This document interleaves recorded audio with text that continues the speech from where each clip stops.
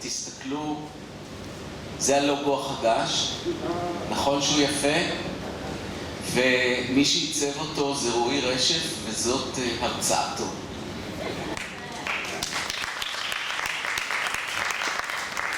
אוקיי, אהלן. זה לא הרצאת הלוגו, זה סתם במקרה. אוקיי, אנחנו החלטנו לדבר בעצם על התיאטרון העצמאי, מה שאני רוצה לנסות לעשות זה לתת לכם בעצם איזושהי סקירה ומחשבה מחודשת על כל הדבר הזה שאנחנו מסתכלים עליו, ובעצם גם על מיתוג של התיאטרון שאנחנו עושים, כן לנסות לא להפסיד כסף. כלומר, היציאה נקודת הנחה של כל הדבר הזה היא זה שתיאטרון עצמאי זה קודם כל תיאטרון שלא מסובסד. כלומר, לא תמיד אנחנו מקבלים כסף לעשות את מה שאנחנו רוצים, ולכן במידה מסוימת נשאלת השאלה אם אנחנו יכולים לעשות תיאטרון גם אם אנחנו לא מקבלים כסף. וכאן אני נכנס לתמונה אחרת לגמרי. בעצם כל הדבר הזה של השילוב של תיאטרון מסחרי עם תיאטרון עצמאי. עכשיו, אני אספר טיפה עליי טיפה אני קצת מתרגש, תמיד מלחיץ אותי, זה לעבור משיחות בית קפה לשיחות של אנשים שאתה רואה אותם. אז מה שאני רוצה להגיד זה שאני התחלתי לעשות תיאטרון, ישר אחרי שסיימתי בית ספר למשחק, התחלתי לביים, ושמתי לעצמי יעד לביים כל שנה לפחות בין הצגה לשתיים. גיליתי שזה כמעט בלתי אפשרי, למרות שנכנסתי לבתי הספר למשחק לביים ועשיתי את זה, וזה היה מאוד מאוד נחמד. קיבלתי כסף מעט מאוד מן הסתם, וגיליתי שאני צריך לעבוד בעוד המון עבודות אחרות. קיבלתי את זה על עצמי, עשיתי את זה, הרווחתי באמת כסף מעבודות אחרות, וזה מה שהצליח גם בשבילי לעשות תיאטרון. אחת המחשבות שהתחלתי לחשוב עליהן זה בעצם איך אני מתחייב כבן אדם לעמוד במטרה שלי של לעשות תיאטרון לפחות בין הצגה לשתיים בשנה. עכשיו, בדרך כלל הממוצע של הצגת פרינג' נקרא לזה, היא אחת לשנה או שנתיים. למרות שהיום זה קורה יותר מהר, כי יש יותר ויותר פלטפורמות לגיוס כספים, וזה יותר אפשרי. הדרך שהבנתי זה שאני צריך להתחיל לחשוב אחרת. אני צריך לחשוב הרבה יותר יזמי, הרבה יותר פיתוחי, הרבה יותר למצוא פלטפורמות חדשות כדי לייצר תיאטרון. ודבר אחד שאני צריך לחשוב עליו זה קודם כל לבטל את מה שאני יודע ולהתחיל לחשוב אחרת. ומה אני יודע? אני יודע שבשביל לעשות הצגת תיאטרון היום סטנדרטית זה בסביבות 50-60 אלף שקל כאילו בנמוך. אני יודע שאחרי 5 הצגות כבר אני לא מצליח להביא קהל, וזה רוב הזמן שלי מושקע בטלפונים, אס-אמסים ודברים כאלה. אני כן יודע שאם ההצגה מצוינת יבוא קהל בלי שאני צריך לעשות את כל העבודה. אני חושב שזה דבר חשוב לנסות לשאוף אליו. ואני בעצם שמתי לב שהרבה מהזמן שלי מושקע בלחכות לכסף. אני מחכה לכסף הזה, הכסף מגיע, לא מגיע, זה עושה לי מועקה בלב מן הסתם, עד שהוא מגיע. אם הוא מגיע אני עושה, אם הוא לא מגיע אני לא עושה, ולזה לא הייתי מוכן, לזה לא רציתי לעשות את זה. רציתי לדעת איך אני יכול לעשות תיאטרון ששוב, יש בו כסף, כלומר אני מרוויח אותו, ובוא נגיד רגע על המילה רווח, אוקיי, אני לא מפסיד אותו, אני לא חושב שהמילה רווח היא הנכונה, אני לא מפסיד את הכסף, אני יוצא break even, כלומר אני עובד בעוד עבודות, אבל לפחות מהתיאטרון אני לא נכנס לחובות. אז התחלתי לפשפש באינטרנט, התחלתי להסתכל בחול, הייתי באיטליה תקופה ארוכה, וראיתי שם איך הדברים עובדים, ובאמת שמתי לב שארצות הברית, איטליה, צרפת, בואו נוריד רגע את גרמניה ופולין מהתמונה הזאת, ובמיוחד ארצות הברית, אין הרבה פעמים תמיכה לתיאטרון העצמאי. כלומר, ואז נשאלת השאלה, התחלתי לבדוק איך הם בעצם בונים תקציב, איך הם עושים את זה, וראיתי שהם מפיקים את הכל. בעצם הם אלה שעושים את זה מכספם. עכשיו, אנחנו שוב יוצאים מנקודת הנחה מה זה מכספם. כלומר, כשבן אדם מתחיל להזרים כסף מהכיס שלו, ואני חושב שהיום יש איזו קונספציה בארץ, תסכימו איתי או לא תסכימו איתי, זה אחרי ההרצאה, אתם יכולים לרגום אותי או משהו.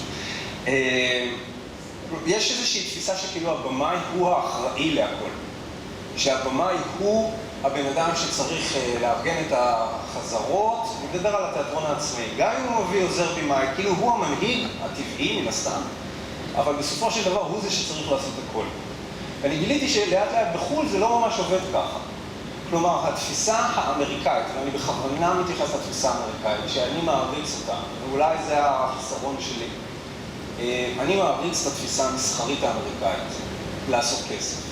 כלומר, אם אני אעשה כסף ממה שאני עובד, אם אני אעשה כסף ממה שנקרא בלוקבאסטר, אם אני מצליח לגרום לאנשים, למכור להם את החומר שלי ולהגיד להם, היי, תקשיבו, יש כאן משהו מגניב, אז אני בעצם עושה את הדבר הנכון.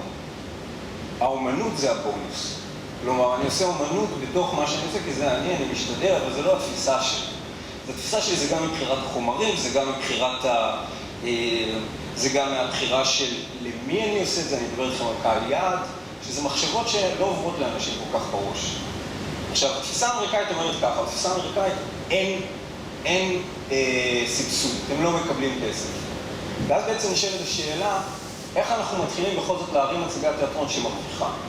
וכאן נכנסים המון שיקולים. אחד השיקולים הראשונים זה יוצרים.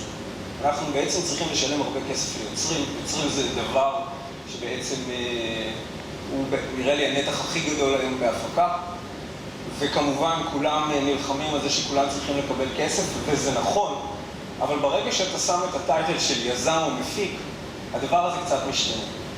התייחסו להפקת תיאטרון עצמאי כאל איזשהו מיזם של קבוצת רכישה. בעצם התפיסה שאני צריך לשלם לאנשים אומרת שאני המפיק. ואף אחד לא אמר שאני המפיק כבמאי. כלומר, אחת החוויות הכי נעימות שלי זה ששכרו את שירותיי להיות במאי. זה דווקא בתיאטרון העצמאי, ולאו דווקא באיזה מוסד. ואחת השאלות שהתחלתי לפשפש, וגיליתי שגם באיטליה וגם באנגליה עושים את זה לא מעט, זה שבעצם שחקנים הם חלק מהמשקיעים בתוך ההצגה. כלומר, תחשבו על הרעיון שאין בזה דבר פסול בסופו של דבר. כשאתם עובדים עם שחקנים, שכל שחקן שם במידה מסוימת חלק מסוים מהכסף בשביל ההפקה. כלומר, הבמאי גם שם. כלומר, כולם בסופו של דבר שמים X כסף. זה במידה מסוימת כמו לפתוח חנות. רק כשאנחנו פותחים חנות או עסק מסוים, אנחנו בעצם לוקחים נגיד הלוואה מהבנק, נגיד 100,000 שקל, אנחנו סוחרים את המקום, שמים את עושים שיפוץ שלוקח לנו 3 חודשים נגיד זמן חזרות, אנחנו ממלאים את כל בחומר או במוצרים שאנחנו רוצים למכור, ואז בעצם מקווים שיבוא קהל ויקנה אותם. מידה מסוימת אי אפשר שבן אדם אחד יעשה את זה. כלומר, התפיסה, היא תפיסה אחרת לגמרי, שמאוד לא נפוצה פה בארץ, היא בעצם ששחקן יכול להיות משקיע.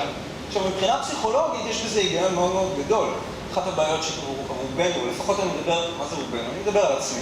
אחד הדברים הבעייתיים זה שאני לפעמים מרגיש שהסביבה שלי, היום פחות, אבל פעם זה היה ככה, הסביבה שלי קצת, תמיד מעדיפה משהו אחר מאשר לעשות איתי חזרות. כלומר, יש איזושהי נטייה כאילו שהם נורא שמחים על היום שאני אומר להם, התקבלת, אבל מאותו רגע זה fucking nightmare. כלומר, תמיד יש אודישן, תמיד יש חזרות, תמיד יש דברים אחרים שמעניינים אותם יותר, כי הרי בסופו של דבר גרי אולדמן אמר את זה נורא יפה, הרגע שאומרים לך שהתקבלת הוא נפלא, לפני ואחרי זה סיוט. ואני מסכים עם זה. גם הרגע שיש לי רעיון לביים משהו, זה דבר נפלא, אבל לפני ואחרי זה סיוט. אבל אז שמתי לב משהו מבחינה פסיכולוגית שעובד בעולם ההייטק, עובד בתפיסת היזמות של ההייטק, ואני מכור באמת לדברים האלה, אני קורא ספרים על כלכלה, זה האהבה שלי משום מה. ואני שמתי לב שברגע שבן אדם, תחשבו על עצמכם, ברגע שאתם שמים 1,000 שקל על בעצם הצגה, רמת המחויבות של אותו אדם הופכת להיות גדולה באחוזים רבים יותר. כלומר, הרצון שלו להחזיר את ההשקעה, להחזיר את הכסף בחזרה, היא גדולה. כי מן הסתם המטרה היא קודם כל, בתפיסה של מפיק, היא לצמצם הפסדים, למקסם רווחים. עכשיו, אנחנו לא יכולים לדעת אם יש לנו מקסום רווחים, כי אנחנו קצת כמו נתייחס לאולפנים בחו"ל של הטלוויזיה והקולנוע. בסופו של דבר, למקסם רווחים זה אך ורק אם המוצר שלנו מאוד מוצלח. אבל אם הוא לא מוצלח, עלינו לצמצם את כל ההפסדים. עכשיו, המודל של בעצם להפוך הצגה לקבוצת רכישה היא פלטפורמה מאוד חשובה. היא פלטפורמה שגרמה להמון תיאטראות קטנים ואנסמבלים בעולם בעצם להשקיע ולפתח הצגות. עכשיו, זו תפיסה ששוב, אני חושב שבארץ היא מאוד מסוימת. יש שחקנים, אני חושב שאם נדבר רגע על זה, אני שם כן שחקנים פה, כי אני קודם כל אומר, הדבר ההכרחי לעשות הצגה זה מחזה ושחקנים. אחר כך כל השאר נראה לי. כל השאר כדאי שיהיה, אבל זה לא ההכרח. אפשר לעשות גם בכל מקום הרי ולהרוויח כסף. אני חושב שהמטרה, אחרי שאנחנו בעצם גורמים לשחקנים להיות חלק אינטגרלי מההפקה שלנו ולהיות משקיעים, אנחנו בעצם צריכים לדאוג שכולם עובדים לפי קבוצת רכישה. כלומר, אני מוציא את ההצגה, אני מצמצם רווחים ומצמצם הפסדים, כלומר עד שאני מגיע לבריק איבן. אותו כסף שבעצם צמצמתי, נגיד השקענו 15,000 שקל במקרה הנמוך, נגיד, לצורך העניין, אם השקעתי 15,000 שקל והרווחתי אותם בחזרה, במידה מסוימת יצרתי פלטפורמה שה-15,000 שקל האלה מוכנים להפקה הבאה. כי אחת המחויבויות שלנו כבימאים, כהבטחה שלנו כיוצרים, היא בעצם לייצר חומר. כלומר, יש בימאים שמייצרים אחת להצגות, ואני חושב שבימאי, כדי למתג את עצמו כיוצר, צריך בעצם להיות כל הזמן פעיל. גם כדי להשתפר, גם כדי להתרחב, וגם באמת כדי ליצור שם לעצמו, שבסופו של דבר ממתג את עצמו כמישהו פעיל שמביא קהל, אותו קהל מגיע, והדבר הזה חוזר חלילה. כלומר, התפיסה של מה שנקרא commercial theater, או התפיסה של commercial fiction, לא משנה, אני קורא לזה הוליווד, בתכלס, היא בעצם שכל אדם בפני עצמו, ששם את הטייטל שלו, נגיד רואים עלי אחרי בסופו של דבר מייצר איזושהי פלטפורמה שהוא מחייב את עצמו לייצר כל הזמן חומרים, לאו דווקא, כאן אני אומר, לאו דווקא, דברים שהם, איך נקרא לזה, כאילו האמת שלכם. כלומר, זה בסדר, אני חושב, אם נמצא רגע, אחת התחושות שלי תמיד זה שהפרינג', אני מתייחס לפרינג' לא כאל תיאטרון עצמי, אני מתייחס לפרינג' כאל פרינג' כרגע, יש מעט מאוד קומדיות. כלומר, אחת הסיבות שהתיאטרון המסחרי לא פרץ לפרינג' ובעצם יש איזשהו קושי נורא גדול בפרינג' להריץ דברים, זה שיש מעט מאוד קומדיות. עכשיו, זה לא שקומדיות זה לאו דווקא שם למסחרי. כלומר, יש קומדיות נפלאות בעולם. ואחת הסיבות שקהל לא מגיע, ואני מתייחס למסחרי כמשהו שמביא הרבה קהל, זה שאנחנו צריכים להתחיל לחשוב על לייצר הצגות שהעלות שלהם בעצם קטנה יותר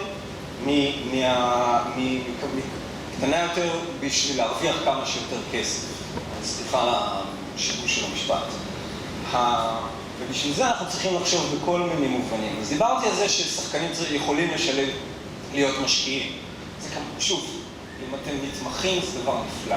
זה חלק מהבונוס. אני לא אומר למישהו פתאום לא לעשות את זה. אני כן חושב שאתם צריכים לעשות להשיג כסף במקומות. למרות שאני אדבר עוד מעט על כללת ההדסטארט, שאני אישית, לי יש בעיה נורא גדולה עם גיוס המונים, אבל אני אדבר על זה עוד מעט. כשאנחנו חושבים על הצגה, אנחנו צריכים לחשוב קודם כל על התקציב שלנו. עכשיו, אני שמתי לב, אני עובד עם לא מעט אנשים ואני יועץ ללא מעט אנשים, גם בתחום הקולנוע וגם בתחום התיאטרון, לאיך להתייחס לתקציב. אנשים בונים תקציבי פנטזיה, או אומרים, אני אעשה הפקה ב-60,000 שקל, 70,000 שקל, אם אני אקבל תקציב. אבל אפשר לעשות הפקה גם בפחות. אבל בשביל פחות צריך, במידה מסוימת, אני לא אוהב את המילה לוותר, אני חושב שצריך לדעת להתייחס אל השוק בצורה נכונה.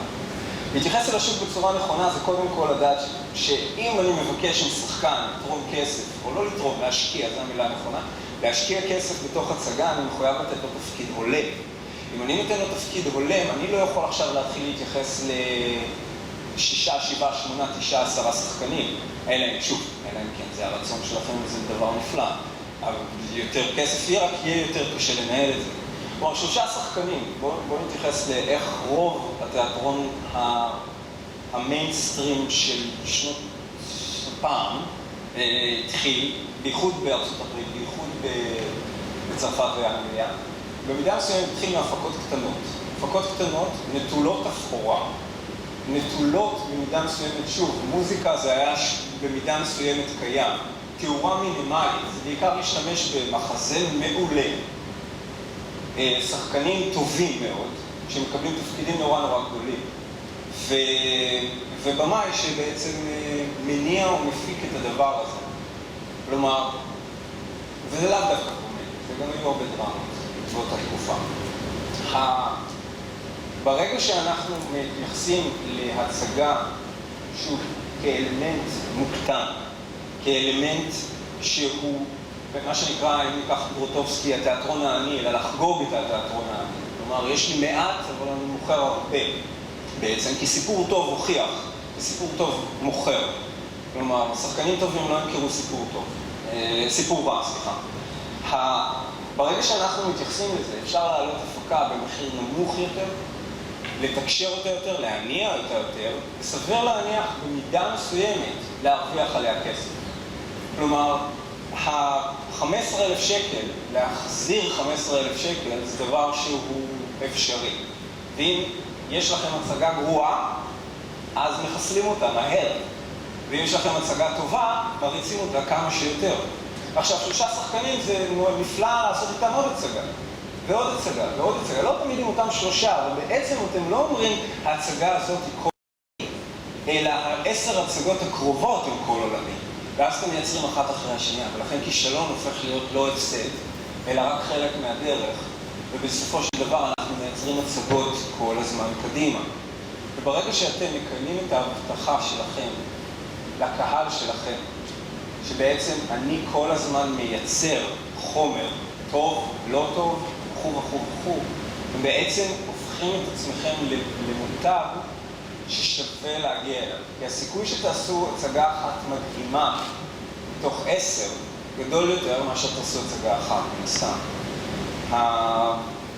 לצורך העניין, אני לא יודע אם כולכם מכירים, אבל לי יש את פרויקט המחזאים שיצאתי עכשיו. פרויקט המחזאים נוצר בעצם, פרויקט המחזאים אומר שאני ועוד 3 חבר'ה, 3 מחזאים, החלטנו להפיק לבד ערב של מחזות קצרים שאנחנו כותבים, והוא חד פעמי. כלומר, כל חודשיים עולה ערב, חלקכם שמכירים את 1448, זה הפסטיבל שלי, יש לו בחוברת, או פחות לדבר עליו, אבל אני אשמח לדבר עליו. אנחנו בעצם כל חודשיים מעלים ערב חד פעמי של מחזות קצרים שאנחנו כותבים תמיד. הדבר הזה נבנה, אנחנו לא מרוויחים עליו כסף, ותודה לאן אנחנו לא מפסידים. אנחנו כן מרוויחים כסף שהולך לקרן כלכלית שמניעה את הפרויקט ובעצם נותנת לי שכל חודשיים עולה מחזה שלי. וזה דבר שאין בעצם לאנשים בדרך כלל. כלומר, רוב האנשים צריכים לעבור ועדות אומנותיות, צריכים לעבור בעצם המון שאלות פנימיות של כן, לא, זה עובד, לא עובד, המון תהליכים ארוכים. כאן אנחנו לא, כאן אנחנו כותבים מחזה ביומיים, עושים 5 חזרות ומעלים ערב חד פעמי שאנשים מקצועיים, בימאים מקצועיים, שחקנים מקצועיים, וזה עולה וזה עובד. וזה עובד ואנחנו משלמים, סוחרים אולם, מגיע קהל, זה פול האוס, ואת כל הכסף, שוב, חלק מזה הולך לערב עצמו, חלק עובר הלאה. שזה גם התייחסות, כלומר, אז אמרנו, גם לקחת כסף משחקנים כמשקיעים, גם להתחיל לעשות, אני פשוט נורא אשמח לקומדיות, אז אני רוצה להגיד קומדיות. אשמח קצת לצחוק, יש לפעמים קצת יותר מדי רצינות במה שאני רואה. ואנחנו גם רואים הפקות קטנות שיכולות בעצם להחזיר את ההשקעה. הדבר הנוסף זה בעצם זמן עבודה. כמובן יש איזושהי תפיסה של הלוואי והיה לי הרבה זמן לעבוד. שההצגה צריכה להיות, שאני צריך זמן חזרות ואני צריך לגלות את זה ודברים כאלה. גם פה האמריקאים לימדו אותי משהו אחר. כלומר, באחד מספרי כזה, self-development, כזה של 12 צעדים להצלחה מחודשת, כל מיני כאלה. מישהו אמר נורא יפה, הוא אמר, אם אתה רוצה להרוויח כסף, ככל שאתה מתקדם, תעבוד פחות. כלומר, המטרה שלי היא לעבוד מינימום בשביל מקסימום. כלומר, פעם אחת שילמו לי 10,000 שקל לכתוב מחזה. זה היה מאוד נחמד, וזו גם הייתה הצעה מאוד מעניינת, ונתנו לי חודשיים. כמובן שרוב החודשיים לא כתבתי כלום. ובסוף אמרתי לעצמי, טוב, יש לי דדליין, אני אכתוב את זה, היו לי 3 ימים לכתוב את המחזה, דראפט ראשון, כתבתי את זה ב3 ימים. 6-8 שעות כל יום. ואז פתאום ה3 ימים האלה, ביחס ל10,000 שקל, היו נראים לי פנטסטיים. כאילו אמרתי לעצמי, 3 ימים ו10,000 שקל, זה היה נפלא. כלומר, בסופו של דבר גם חזרות. אני חושב שאנחנו נהיים יותר מקצוענים, אנחנו מבדילים את עצמנו מאנשים אחרים. עצם זה שאנחנו עובדים הרבה, מייצר איזשהו מצב שבו, ככל שאני עובד יותר, אתם יכולים לעשות את הדברים שלכם יותר מהר. ככל שאתם עושים את הדברים יותר מהר, אחד, אתם מפסידים פחות כסף, כי זה הכל זמן עבודה, עוד חומרים, עוד ימים, יותר אילוצים של השחקנים, יותר חדרי חזרות. ובית, אני לא חושב, אני באמת לא חושב, ואולי כדאי לעשות את הניסוי הזה, אני לא חושב שיש הצגות מסוימות שבשבוע אפשר לעלות אותן. עכשיו, השיא שלי זה 8 ימים. 8 ימים, 4 ימים חזרות, 3 ימים רעמים. שוב, אין ניתוח טקסט. כלומר, אני יוצא מנקודת הנחה שהשחקנים למדו את הטקסט ועבדו בבית ולקחו את מדריכי השחקנים שלהם. כלומר, בסופו של דבר הגענו בשבוע אחד, העלינו את ההצגה, היא הייתה בינונית. אבל היא לא הייתה גרועה, וזה דבר נפלא. כלומר, ואם מישהו כאן היה ב-14:48, בכל צורה שהיא, שיודע שבסופו של דבר יש לכם 8 שעות חזרות למחזה שנכתב אתמול. יש לכם 8 שעות חזרות, 20 דקות Q2Q, לעלות מחזה של 15 שעה. וזה יוצא פנטסטי, והשחקנים לומדים בעל פה באותו הזמן. וזה יוצא נפלא. זה יוצא פרוע לחלוטין, זה יוצא מוזר לחלוטין, אבל לפעמים זה יוצא נפלא. אז כאילו בסופו של דבר, אם זה 15 שעה של 8 שעות, אז זה בסך הכל 32 שעות למחזה שלם. כלומר, באינטנסיבי. שוב, אני יודע שזה מוגזם, אני יודע שזה קצת תיאורטי גם, אבל זה משהו שאם המחשבה תשתנה, אז אנחנו יכולים לייצר את זה. רק תגידו לי מתי אני צריך לסיים, כי אני לא מרגיש שאני צריך לסיים, אבל עדיין. אוקיי, סבבה. זה הזמן שלך? היית צריך לסיים? כן, אבל תנו לי לדבר זה... עוד באתי בלי קטע, אז אתה יודע, עכשיו זה סתם אני על עצמי. כן, כבר אני ממש אתן את זה. עכשיו, דבר נוסף שאני רוצה לדבר עליו, זה דבר שאנשים לא מתייחסים אליו בארץ. זה קהל יעד. כלומר, כשאנשים מחליטים לעלות מחזה, כשאנשים מחליטים לעלות צ'כוב, פינטר, שייקספיר וכו', במידה מסוימת, אני תמיד שואל את עצמי אם הם שואלים את זה מי קהל היעד שלהם. קהל היעד שלהם, התשובה היא תמיד נורא ברורה, הם. עכשיו, הם זה קהל יעד מאוד גרוע, בעיניי. כי קודם כל המטרה שלי, אני נורא אוהב קהל, אני נורא אוהב לראות את המקומות כרטיסים, אני מת לזה, זה דבר נפלא בעיניי, שמישהו נותן לך שטר. בשביל לעשות משהו שאתה רוצה ואתה לא קובע בחם, אני בחור לרגע הזה. לקח לי איזה 3 שנים לקבל על עצמי שמישהו נותן לי לעשות, מישהו נותן לי את זה בשביל לעשות באמת את הדברים האלה. קהל יעד זה מחשבה מאוד, מאוד גדולה שגם בשיווק וגם בתפיסה של איך אני מוכר את ההצגה את בינינו. הטריק הפשוט שאני מציע לכם לחשוב זה שכשאתם בוחרים מחזה, להתחיל לעשות לעצמכם איזשהו דימוי קל של אם מגיעים 6 אנשים שונים לאולם תיאטרון או לתוכניה, מי בטוח, אבל בטוח יקנה כרטיס להצגה שלכם. כלומר, גם אתם יודעים את זה בסרטים, זה נורא ברור, בסרטים יש את העניין של, אתם יודעים, אתם רוצים סרט אהבה, סרט מתח, פארק היורה או מקס הזוהם. אתם צריכים לחשוב לעצמכם, מי הוא אותו אדם שיגיע בעצם להצגה שלכם ב-100%? עכשיו, מי זה האנשים האלה? זה לא רק גילאים שונים, זה גם לבוש. כלומר, האם זו אישה בת 42 עורכת דין, או ילד בן 17 עם קעקועים? כלומר, מי הם האנשים האלה? כי ביחס לדבר הזה, אנחנו צריכים להתייחס לזה שאת הקהל הזה אנחנו מזמינים. הפוסטר נראה ככה, השיווק נראה ככה, כלומר, הכל נראה ביחס למי הוא אותו אדם. אני אתן את הדוגמה של ג'יי קיי רולינג והארי פוטר. ג'יי קיי רולינג כתבה את הארי פוטר והיא ניגשה לסוכן שלה והוא שאל אותה מי קהל היעד, והיא אמרה, קהל היעד שלי הם ילדים בני 11. והסוכן אמר לה, תקשיבי מתוקה, ילדים בני 11 לא קוראים ספרים, בייחוד בנים. עכשיו אנחנו לא צריכים להגיד, אני לא צריך להגיד מה ההצלחות של ג'יי קיי רולינג והארי פוטר, אבל בסופו של דבר היא כל כך נקדה את זה לילד בן 11, והיא ידעה מי הילד בן 11 שיקרא את זה. הילד בן 11 הזה קרא את זה, הפיץ את זה לכל הילדים בני 11, ואלה הפיצו את זה והפיצו את זה וכו' וכו' וכו'. לכן כשאנשים באים אליי ואומרים לי, אני רוצה שזה יהיה הצגה לכולם, זה לא מדויק. למרות ששוב, במידה מסוימת אתם כן עדיין צריכים לחשוב שהדבר הזה שהמכנה המשותף הגדול ביותר הוא לא כללה. להגיד, כאילו אני רוצה שיהיו כאן 200 איש, ואני רוצה ש200 איש ייהנו מזה, אבל זה עדיין מתחיל מאותם אנשים ספציפיים שיבואו, והם יביאו את ה200 איש האלה. כלומר, זה שוב, זה צריך להבין את איך זה עובד. הבחירה המיידית היא מסחרית. שוב, זו תפיסה אחרת.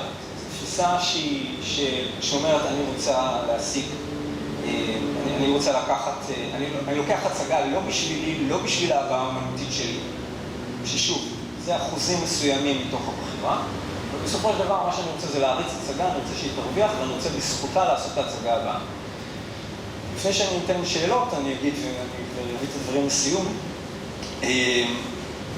כשאני עשיתי, יש במאי פולני בשם קז'ישטוף אריקובסקי, שאני למדתי אצלו. הוא ההפך הגמור של כל מה שאני אומר, למרות שהוא מוכיח המון כסף. הוא שאל אותנו קבוצה של בימאים, הוא אמר לנו, למי מכם יש אנסמבל? רק אדם אחד הרים את היד, ורובנו לא הרמנו את היד. ואז הוא אמר לי, הוא לא אמר לי, הוא אמר לכולם, אבל פשוט אנשים נתחילה לחשוב שזה מאליי, ואז הוא אמר, אז איך אתה עושה תיאטרון? אז אמרתי, בקושי רע. ושתיים, הוא אמר לי שגם אם אנסמבל לקח לו 15 שנה לקבל כסף. הוא עשה הכל בהתחלה עד שהוא התחיל לעשות את האמנות שלו. שהיום האמנות שלו זוכה פרסי תיאטרון וכאלה. הדבר הזה היה מאוד משמעותי בשבילי. אני אמרתי לעצמי שמעכשיו, באותו יום שהוא אמר לי את זה, זה לא באמת היה קונקרטי באותו יום, אבל אמרתי לעצמי שהמטרה שלי לייצר. ככל שאני אייצר יותר, יש סיכוי שאני אמצא את הקול שלי, את מי שאני, את מה שאני, ואני תודה לאל עדיין לא בהפסיקים. למרות שכל ההצגות שלי הן הצגות מוזרות. הן לא מוזרות גם מבחינה אומנותית, הן לא פשוט סטנדרטיות מבחינת אומנותית. הן לא הצגה מול קהל, תמיד, מחרות במבנה שלהם. כן, שאלות. אמרת לגבי הדסטארט. למה אני לא אוהב את הדסטארט? אוקיי, אני אגיד את זה. גיוס המוני מבחינתי הוא דבר שלילי. אני אתחיל למה הוא בעיניי שלילי. אני שמתי לב אצלי, אני לא פתחתי את הדסטארט בחיים. אנשים מתגייסים כסף בעצם, שימו לב, כל מי שנכנס להדסטארט, אין לנו באמת מה למכור מעבר לכרטיס. כאילו, ארוחה עם השחקנים, ארוחה עם המחזנים, עותק חתום, אני לא אקנה את זה, ואולי יש אנשים שקונים את זה, אבל זה דרך כלל חברים, סבתות וכאלה. אני שמתי לב משהו שברגע שבן אדם, ברגע שאני שם, אבל אולי זה מצפוני רק, ברגע שאני קונה כרטיס דרך הדסטארט למישהו, אני בעצם מצפה ממנו לקנות כרטיס שאני אפתח הדסטארט. עכשיו העניין הזה שאני מכיר הרבה אנשים, אז מספיק שפעם אחת אתם תרמתם לי, כשאתם תפתחו הדסטארט, אני צריך לתרום לכולכם, אני לכך אני בסדר. אז כאילו אני פשוט מעדיף שתבואו ותקנו כרטיס. כאילו אני לא מעדיף עכשיו לתרום לכולכם כסף, רק בגלל שתרמתם לי, אז פשוט תבואו ותקנו כרטיס. עכשיו, אם אנשים היו משקיעים את אותה אנרגיה בבניית אתר, בשיווק שהם עושים, לדרך שהדסטארט נותן, או כל זה, להצגה שלהם, הם לא היו צריכים את הדסטארט. כלומר, גיוס המונים זה דבר שאפשר לעשות. פשוט לא צריך לעשות את זה דרך הדסטארט. את אותה השקעה פשוט צריך לעשות כשיש לכם מוצר, ואתם יודעים מה. שוב, זו הדעה שלי לגבי הדסטארט, זה לא דעה כללית כמובן, אבל אני ממש נמנע מגיוס המונים. זה מפחיד אותי. שאלה שלי. כן.